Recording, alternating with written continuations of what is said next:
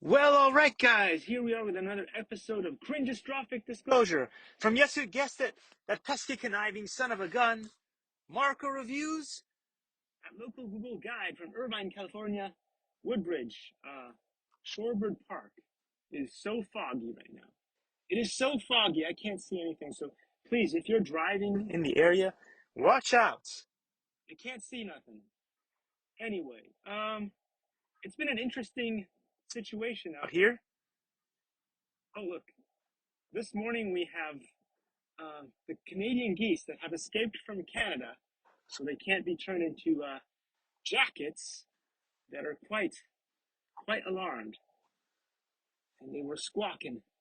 Anyway, yesterday I put out a video where there were some hawks speaking to crows. It was really interesting. So where is AI? Where is AI when we need it?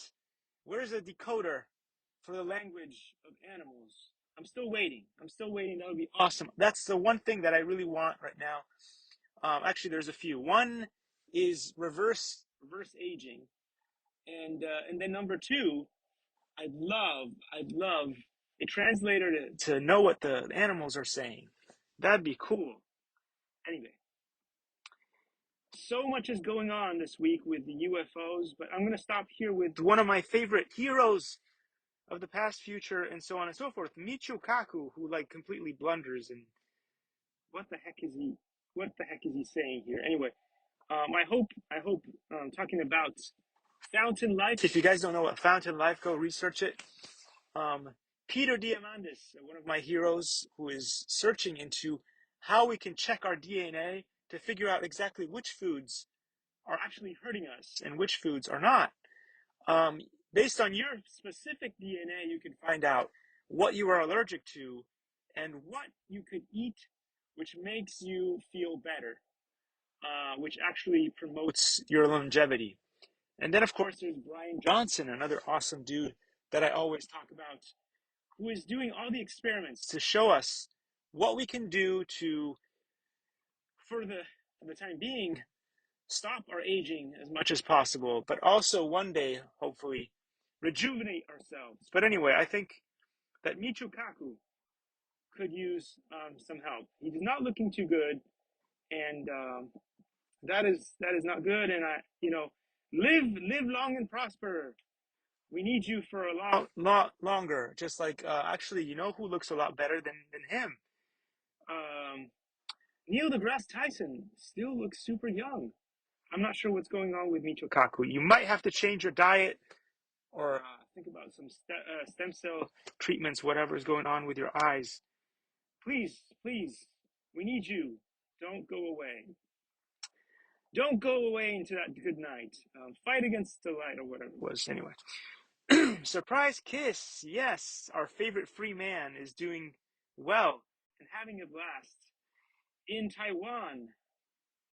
Some of the objects that you're seeing now, I'm not saying that this particular video is real. This could be AI generated. But if you are going to look up in the sky and you see objects that look like these are definitely not planes. There's no wings on these things. You see? You see these things? There's no wings. There's no, jet. There's no jets on these things. There's no fuel and stuff like that. The stuff that you're usually used to seeing. These are not blimps. They look like they're metallic objects. Um, they look like they're metallic objects, not like the Goodyear blimps that you see everywhere and stuff. So this is some very strange technology. And if you're seeing these above your house, blame the government. They know exactly what they are. And if the regular government doesn't know what they are, it is the secret government that knows what they are. And as usual, the problem is if anything happens in the world, if you don't have a culprit, just blame the people, right? Just blame the people. Anyway, have you guys checked out the latest and greatest of Eli the Computer Guy that's going on? AI robots. He's got some cool stuff going on in ETCG experiments, which is very comical right now because ET is like ET phone home, CG like computer graphics, but it's all one acronym, one word. So ETCG experiments, well, space experiments. But anyway, you'll find it. Just put it in your Google search or YouTube, and you'll find it very quickly. This guy just saved us. This guy, Rand Paul, has saved us once again from draconian legislation. However, he was not able to stop the legislation that went on in Jersey. There is a ban.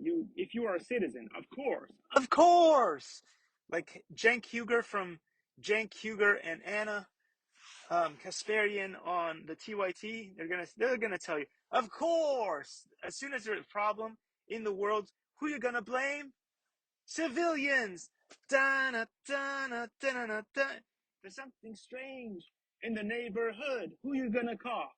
Nobody, because if you call the government, they're gonna put more stringent regulations on who? The citizen. The citizen, and that's what this is all about.